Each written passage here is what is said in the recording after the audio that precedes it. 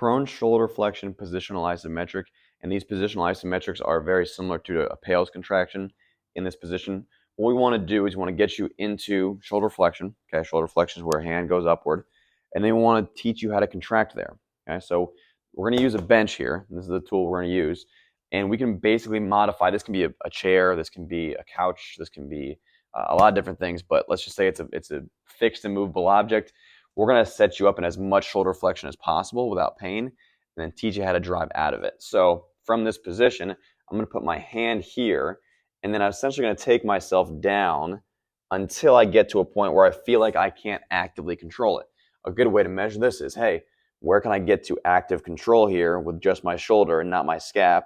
And that's where I would set up. So let's say that's my end range there.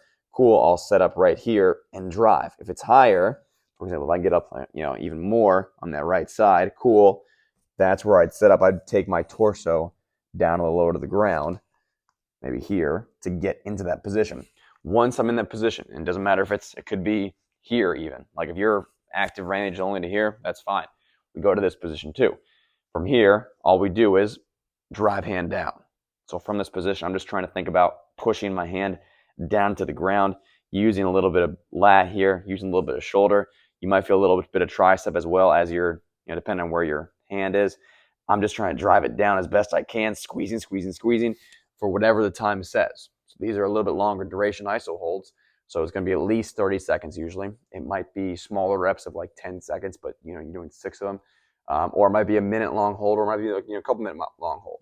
Whatever it is, for the entire time that it says, you have to drive down super hard. Otherwise, we're not giving the body the input it needs to eventually change. Remember, the intensity is what we're about. So that intense contraction has to happen, pushing down here as hard as we possibly can to make the changes happen.